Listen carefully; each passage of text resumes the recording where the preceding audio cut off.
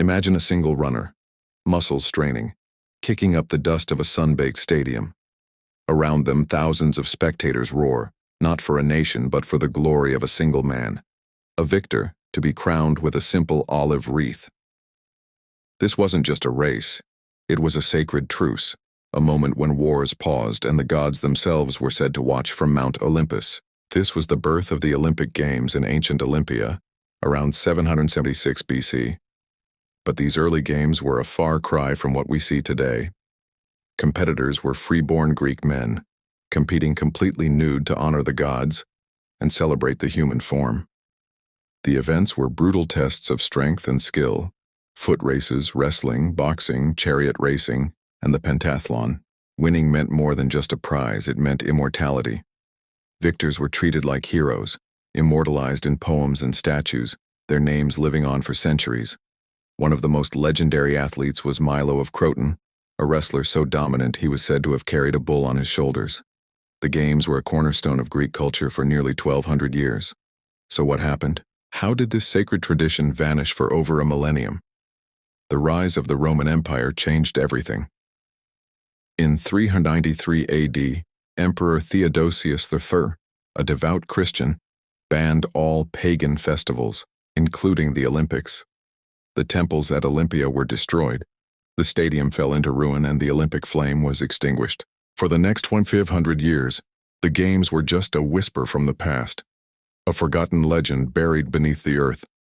It seemed the spirit of Olympia was lost forever. But the dream didn't die.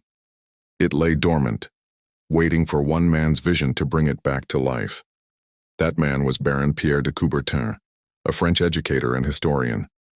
Fascinated by the ancient Greek ideal of balancing mind and body, he believed that reviving the Olympic Games could promote peace and understanding between nations.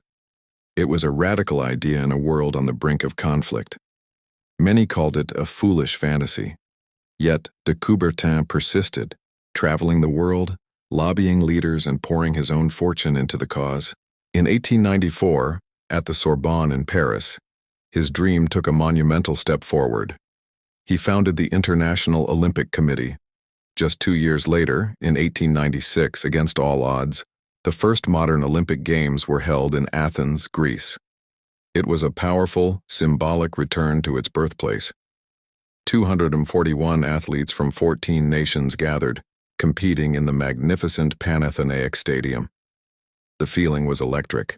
When a Greek water carrier named Spiridon Louis won the very first marathon, an event created specifically for the modern games to honor the legend of Pheidippides, the entire nation erupted in celebration.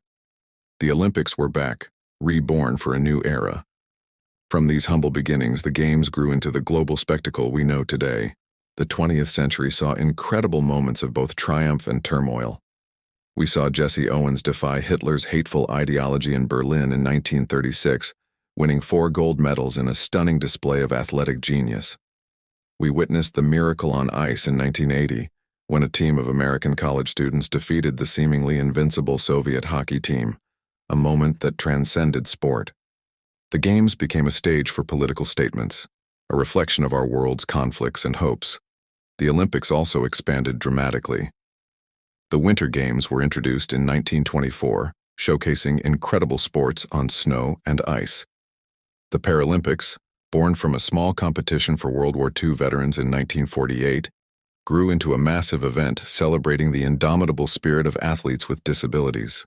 Women, once completely excluded, now compete in nearly every event, producing some of the most iconic moments in sports history, from Nadia Comaneci's perfect 10 in gymnastics to the dominance of Serena and Venus Williams in tennis. Today, the Olympic Games are the world's biggest festival of sport and humanity. Thousands of athletes from over 200 countries unite under the 5 rings, which represent the 5 inhabited continents. New sports like skateboarding and surfing join the lineup, keeping the Games relevant and exciting for new generations. The core values established by de Coubertin, friendship, respect, and excellence, remain at the heart of the movement. It's a platform where athletes push the limits of human potential, where rivals can become friends, and where the world can, for a few weeks, come together in a celebration of peace. From a dusty field in ancient Greece to a global broadcast reaching billions, the Olympic Games have journeyed through history, surviving empires, wars, and centuries of neglect. They are a testament to our enduring desire for competition, our capacity for unity, and our unyielding belief in the power of a dream. The flame that was extinguished so long ago now burns brighter than ever, passed from one generation to the next, a symbol of hope for a better world. Thank you so much for joining us on this incredible journey through time. If you found this story as fascinating as we did, please hit that like button and subscribe for more deep dives into the history that shaped our world. We'll see you in the next one.